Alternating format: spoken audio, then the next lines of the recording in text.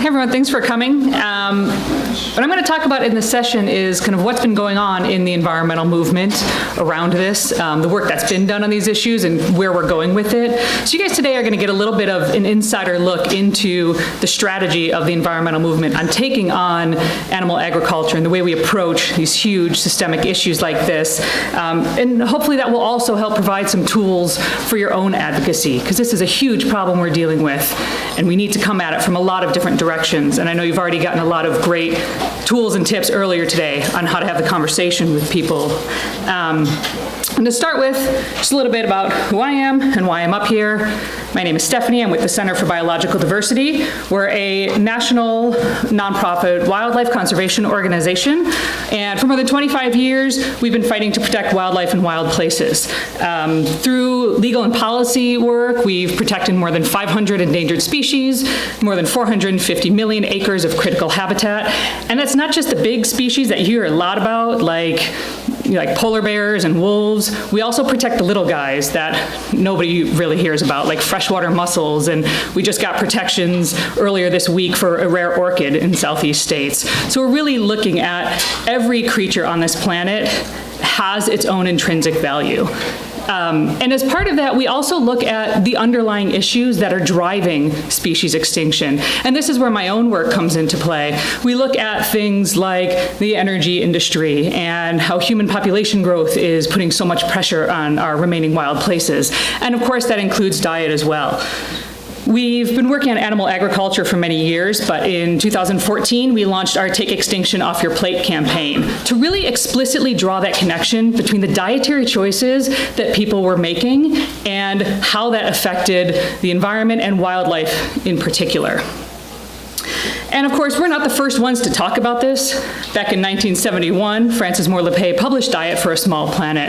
And I like this quote in particular. We got hooked on grain-fed meat just as we got hooked on gas-guzzling automobiles. Big cars made sense only when oil was cheap. Grain-fed meat makes sense only because the true costs of producing it are not counted. And we'll talk a bit more about that, because that plays a lot into the strategies that we see in changing animal agriculture, the industry, as well as the dietary choices and what's available on the market for people. And this has been a growing problem. Prior to the year 1800, there were only 1 billion people on the planet. And people ate meat occasionally, maybe once a week or so, although interestingly, probably not surprisingly, even back then, wealthy Americans ate more meat than just about anybody else. And then 200 some years later, we have more than 7 billion people on the planet. And well, we're not going to talk about this much. That's actually no small thing. There's never been another large vertebrate animal that's grown as much, as quickly, or with such devastating consequences on other species as humans. And everywhere we go, we bring our livestock with us. And as fast as human population has grown, our appetite for meat has grown even faster. During the time that our population has grown 7-fold, meat production has grown 25-fold. And of course, the vast majority of that is happening in factory farms. There are more than 5 times as many factory farms today as there were 30 years ago. And when we look at the projections for how meat production is supposed to continue increasing, about 75% of that is expected to be through factory farms in developing nations. So not only are we exporting our waste and our pollution and our bad habits to other countries, we're also exporting our incredibly destructive industrial practices. And so that's why it's really on us to lead the way on these dietary issues and on these industry issues. And of course, when it comes to meat production, and about 99% or so of meat in this country comes from factory farms, it really impacts wildlife and the environment across the board. And I know everyone in this room has seen the movie, so just give a little quick refresher for you on what some of those highlights are. One is habitat loss. Habitat loss is the #1 threat to endangered species worldwide, and animal agriculture is a huge driver of habitat loss. In addition to the rainforest, here in the US, we've lost about 260 million acres to raising cattle and growing feed for livestock. And that's about 3 times the size of the national park system. That's a huge amount of land. And a lot of people kind of assume that that's a thing that happened and now we're just, growing what we grow, but that continues expanding. We're continuing to lose ground here. And then, of course, there's pollution. That estimate is even a little bit on the low end of how much manure is produced by livestock. And manure, runoff, chemicals and pesticides from factory farms alone has polluted more than 35,000 miles of U.S. rivers. Across 17 states, it's contaminated groundwater in more than 22 states, and it's responsible for so much of the loads of nitrogen and phosphorus that make water really uninhabitable for other species. And then, of course, for us as a wildlife organization, the extinction factor is a huge piece of what we pay attention to when it comes to how we raise our food and animal agriculture in particular. Animal agriculture is the greatest threat to biodiversity worldwide. About 30% of the biodiversity loss that we've seen has been attributed to livestock. And a lot of that does come from the habitat loss. But it's also important to note that wildlife are directly targeted if they're seen as a threat to animal agriculture profits. Like here, we have Wildlife Services. It's a government agency. They're pretty secretive. They don't like to release a lot of what they do, but the service that they provide is killing wildlife, mostly as a favor to the animal agriculture industry. And that includes, wolves, coyotes, and bears that you hear a lot about, where there's this fear of predation, but it also includes tens of thousands of prairie dogs, basically because they're worried that grazing cattle might trip in their burrows.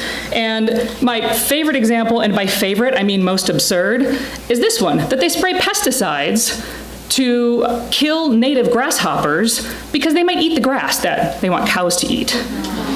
So it's pretty ridiculous. And then, of course, there's climate change. Meat production is responsible for at least 14.5% of greenhouse gas emissions. And I know that there are larger estimates that are out there. There are differing scientific opinions on some of those larger numbers, but this is no small amount. 14.5% of greenhouse gas emissions means that if we shut down the emissions of every other industry, including the energy industry, became carbon neutral tomorrow, and we did nothing about animal agriculture, we would not be able to meet our international climate goals that we need to avert the worst impacts of climate change. And it's, of course, been getting worse. Over the past 50 years, emissions from animal agriculture have risen by more than 50%. And just a couple other quick notes. You don't hear as much about fish. A lot of this conversation often focuses on factory farms and land animals, but there are obviously huge issues with fish. Our oceans are severely overfished. We're seeing many species that are driven to the brink of extinction by fishing industry practices, not to mention non-targeted species, like all of the dolphins, sea turtles, whales, and other animals that are caught in fishing nets and tossed away or killed as basically collateral damage to the fishing industry. And farmed fish doesn't solve the problem. Fish farms are factory farms. And then the one piece that people don't really think about oftentimes with fish farms is they think about, there's pollution that comes from it. There can be invasive species that escape from the fish farms. But people don't think about, what are those fish in the farms being fed? They're being fed fish that are caught from the ocean. So if you eat farmed fish, you're not actually having zero impact on the ecosystems that are in the ocean. And then, of course, we get this question a lot: what about grass-fed meat? As a wildlife organization, I know there are other environmental groups that have differing opinions and messaging on grass-fed meat. As a wildlife organization, grass-fed meat is problematic. Grazing cattle have a huge impact on wildlife and on habitat. They're very destructive to natural ecosystems. But really, at the end of the day, the biggest thing is that there are simply too many people eating too much meat for any form of production to be sustainable. And to give a quick snapshot of what that looks like, if we piled all of the humans and our livestock onto a scale, we'd weigh in at about 425 million metric tons. If you piled all of the wild land vertebrates from mice to elephants, they would weigh half of what just the chickens raised for food weigh. The humans and our appetite for meat is literally crowding other species off the planet. And of course I can go on and on with this, but my point with this is that animal agriculture, this is where the conspiracy is, that animal agriculture is able to get away with all of this massive destruction that they're doing. And this, in fact, is what the environmental movement has been going after, and in many ways been working on this for decades, is working on how do we address this system that is not only allowed to wreak this much havoc on the planet by government and policy, but is actually enabled. And I'll talk in a bit about a lot of the favors that they get. And to give a few examples of some of the work that's been done over the years, just recently we had thanks to a legal action filed by the center, the U.S. Forest Service restricted cattle grazing in Humboldt National Forest to protect those guys, the Yosemite toad and the yellow-legged frog. We also do a lot of work on pesticides. The animal agriculture industry heavily relies on pesticides to drench their feed crops. And, pesticides, of course, are damaging to human communities, to wild communities in particular, to pollinators that we need to grow the plant-based foods that we actually should be eating. And then, of course, there are a number of organizations that are working on ending the routine use of antibiotics and other pharmaceuticals in animal agriculture, and those are used to continue keeping animals in factory farm scenarios in these completely unhealthy situations. And then, of course, dealing with the factory farms themselves, there are a number of fights against factory farms that have been started, supported, and continue to be in development by environmental organizations. And all of these things aren't to make incremental change. It's not about, well, we got cows out of that one national forest, or about making, a factory farm a little less polluting. Like, that's not what it's about. It's about fighting the industry from every angle, as many as we can, so that they are forced to change, so that we are not just the animal agriculture industry, because it doesn't exist in a bubble. It's part of our larger food system. And these different fights from all these different angles against the animal agriculture industry is a strategy to force our whole food system, to force our government and the policies that support animal agriculture to step back and think, how do we need to reform this? If we can't have these drugs and these pesticides and these polluting factory farms, then what is it that we need to do? And that's an important part of disrupting the system. And we also see related campaigns, like, for example, Amazon Watch does a lot of work fighting for indigenous rights. And it may seem like it's not connected, but when indigenous people in the rainforest get to keep their land and get to keep control over it, that means animal agriculture does not get in there, which is a huge weakness for them. But of course, the policy landscape is really difficult around these issues. For example, factory farms are exempt from most environmental laws. We're able to successfully use the Clean Air Act and the Clean Water Act to fight a lot of things in the energy industry. We can't do that when it comes to animal agriculture. So we've been increasingly moving in the past few years towards looking at, how do we disrupt the market? How do we make it harder from the market side for animal agriculture to keep doing what it's doing? And there are a few other things that have increased the amount of activity happening around that. And there's been a lot more research attention that's been paid to the connection, not just between our food systems and sustainability, but also making that connection between our diet, our health, and the planet, and realizing that what's healthy or unhealthy for us is also healthy or unhealthy for the planet. And so that's been, being a much larger part of the national dialogue. And then also, of course, there's been a huge increase in consumer demand for sustainable food. I mean, organic foods have skyrocketed, which is great. But also we look at that and we're like, well, animal agriculture, meat has not been enough of a part of this conversation. Like, if you look at the local food movement, there are good reasons to eat local, but there's also this analysis that found that eliminating meat from your diet just one day a week saves more greenhouse gas emissions than eating an entirely local diet. And so we really need to get into having that conversation and pushing people more on, okay, what are the things you're eating? Not just where are they coming from, but what types of food are you eating? And I'm going to talk a bit about market approach, but first a note on getting people to change their diets. When you have the conversation or your own behavior, if you've changed your own diet, which I'm guessing many people in this room have, the actual behavior that you're doing, that diet change, is just the tip of the iceberg. In order to be able to accomplish that, there are so many other pressures that influence that behavior. And that's everything from social pressure, which could be your own family and friends, to the broader cultural paradigm that we're seeing. It also has to do with what kind of information you have, if you have the skills to change your diet, to cook different types of food, and also what types of foods are available. But awareness is important too. I don't want to discount that. There was a study that was done where they asked people who didn't really have any knowledge of the climate impact of their behaviors, what kind of behaviors they'd be willing to change. And when asked about it, people, they were asked if they would change their transportation habits, drive less, take more public transportation. About 35% of people said that, they weren't interested in doing that. But that number jumped to more than half of people said that they had no interest at all in changing their meat consumption, that it pretty much wasn't going to happen. But the good news on that is that as people became more aware of the impacts of their choices, they became more and more willing to change them. So that awareness piece is important. But also important, to go back to that Frances Moore Lepay quote, is the cost of meat heavily influences our national consumption. If you look at consumption trends, and there's been a lot of news about this in the past few years, is you see it rise and fall oftentimes based on the economy, based on what the price of meat is doing. But the problem is that the price of meat is completely artificial. It's not bound to the market like other things. The meat industry gets a huge amount of subsidies. Fruits and vegetables, that tiny little sliver up there that's supposed to be the cornerstone of a healthy diet, it's actually considered specialty foods.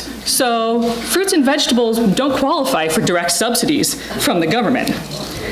And while we're supposed to eat 2.5 to 3 cups of fresh fruits and vegetables every day, there are only 1.7 cups per person available in the United States. We're not even growing enough fruits and vegetables to meet the dietary recommendations. And of those vegetables, gets worse, half of them are potatoes and tomatoes. And of those, about 1/3 of tomatoes and 2/3 of tomatoes go directly into processing. So we wind up with our vegetable group being French fries and ketchup. And so in order to actually have enough food available for people to shift to a more plant-based diet and to eat less meat, we need to actually change what types of food we're growing in this country. And there are a lot of government policies that influence that.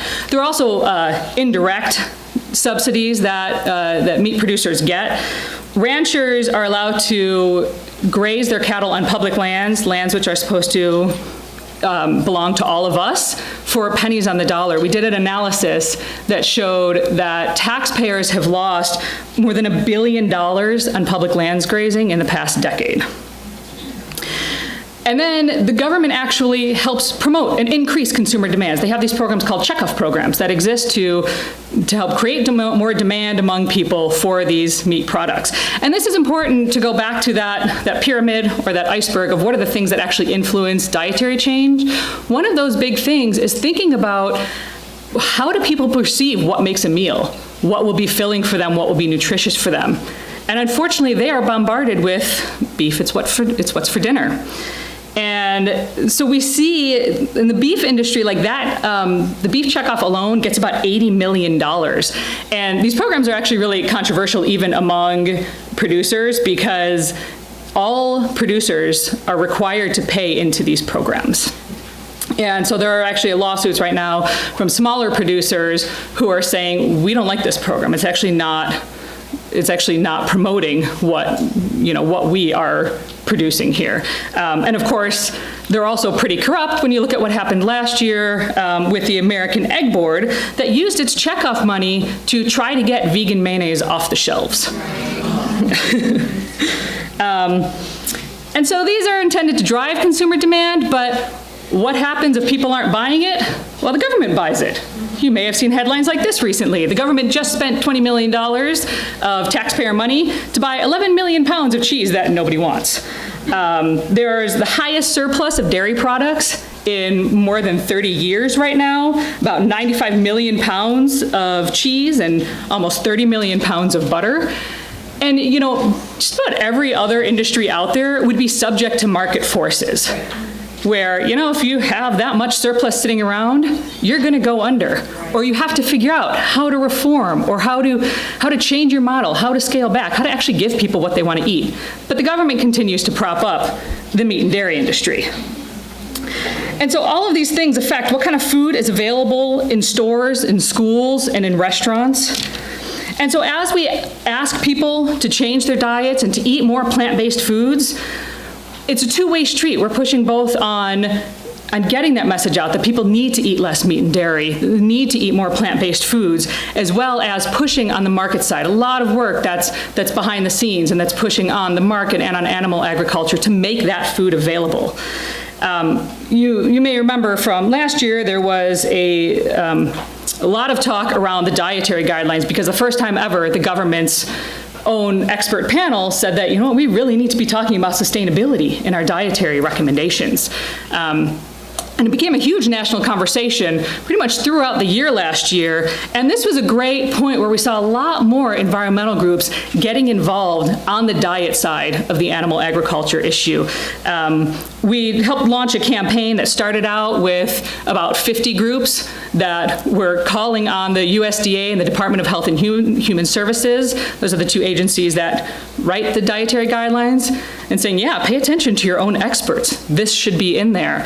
And then by the end of it, there were more than 200 organizations and experts from the environmental movement, as well as allies in the health and animal movement, that were calling for the dietary guidelines to include sustainability, which of course, if we're actually talking about sustainability in an honest way, we're talking about way less meat and dairy. We can't have a sustainable diet at our current levels of what we're eating.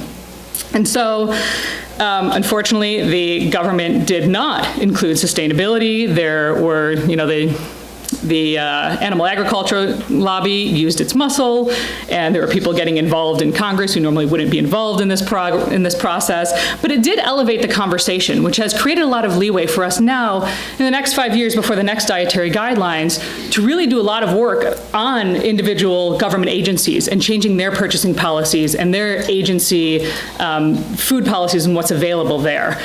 And so I think we'll see a big difference when we get to 2020. I think we have a much greater chance of getting this in the official guidelines.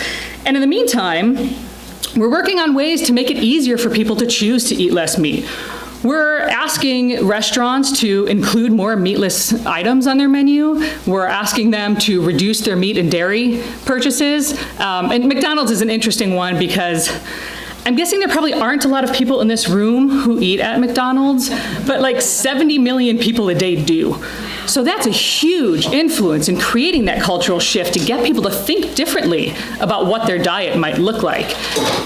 And of course, school lunches are a big one too. Not only are kids open to these ideas, but if you can change people's habits when they're young, they make the best ambassadors for social change, and it tends to stick with them as they grow up. And then we're also working on the cross-section of how environmental issues fit with other issues related to animal agriculture, because animal agriculture is not only terrible for the environment, it's obviously terrible for the farmed animals, and it's terrible for people too. All of that pollution that affects wildlife also affects the communities that live in the area. And animal agriculture is also one of the most abusive industries out there for the workers in it as well. And so we've helped create this campaign where we've banded together with other environmental groups, as well as workers' rights groups and animal advocates, to really redefine the concept of sustainability. That it's not just food that's good for the environment, but it's also food that has to be good for animals and has to be good for people as well. And this is kind of an important point, like all of these different organizations that are involved in, those 200 organizations that signed on calling for sustainable dietary guidelines, and the 50 organizations that signed on for this, we don't all agree on everything. Like I said earlier, we're one of the few groups that does not promote grass-fed beef. But the other side, they don't care about their differences. They have so much more power and so much more money that they love it when we fight against each other. So with a lot of these campaigns, and what I would encourage you all to do in your own advocacy as well, is to look for where the common ground is and start from there. Because we need to figure out where we can band together if we are going to really win this fight. And one last thing, Animal Place is here with their Food for Thought campaign, and this is also representative. There's a lot more conversation that's happening kind of internally with environmental organizations. The realization that as we're fighting to change the system and to change these other institutions, that we also need to look at our own institutions and what's the culture that's happening there. And so they're working on the report card now for wildlife and environmental groups, but they're finding that there are a lot of groups that at the very least have informal vegetarian or vegan policies, and there are a number of them that are moving towards formalizing that. My own organization adopted one when we launched our Take Extinction Off Your Plate campaign, because we had that realization too, that we're like, this is something we're committed to, we need to be committed to it internally as well. And so to wrap up, what can you guys do? This guy's a pika, by the way. They are adorable critters. They're affected by climate change, and unfortunately the government just recently once again denied them protections, but we're still fighting to save those guys. But some of the things that you can do in your own life. One is demand more meat-free options from the restaurants and the cafeterias that you go to. They need to hear from you because they are driven by market demand. So, you can't just assume that they see, well, people are buying more organic, so we should have more of this. Like, you need to directly tell them, say, you know what? I eat here. This is a place I come. I want to keep coming here, and this is what I want to see on the menu. Also, support representatives and ask your representatives where they stand on agriculture policy. Are they supporting the meat industry subsidies? Or are they going to support increasing fresh fruits and vegetables, making sure that people actually have the food available in the world to switch to a plant-based diet? And also demand that sustainability is part of our food conversation, both on the national level, as we see with the Dietary Guidelines, but also on more local and personal levels too. There are some places that are starting to, a lot of towns and counties and states have climate action plans, and we need to start getting food involved in that. We need to start getting meat reduction included into these climate action plans. And then, of course, in your personal life, introduce your friends to good vegan food. I mean, yes, it's important that they know this information, that they see how much corruption there is in the animal agriculture industry and the way that it's supported, but they also need to know what it actually tastes like to eat more plant-based foods. I mean, that's a huge barrier for people. And I think, too, also sharing, some of these other things that can shift cultures, like movies, including Cowspiracy, why everybody is here today. I mean, that was a big way to share this movement and what does it mean to actually live this way. But also in entertainment, if there are shows that have vegan and vegetarian characters and that sort of thing, can really help people think about how this is a normal part of life. And of course, last but not least, support environmental efforts on this, not just on diet side of things, but across the board on animal agriculture issues, because we really do need to hit this industry from all sides. And that collaborative piece is so important, that we work together, that we find that common ground, and that we figure out how we can get at them from as many angles as possible. And right now, with all of the popularity of companies and governments wanting to say that they're going green, that they are sharing these corporate sustainability reports, which pretty much none of them, especially for restaurants, include what's actually on their menu. Now is a great time to really be pushing the environmental side of things and to work with environmental groups that are tackling this issue as well. And I'll take questions, but also you can learn more about our campaign there, or feel free to email me if there's anything that we don't get to today.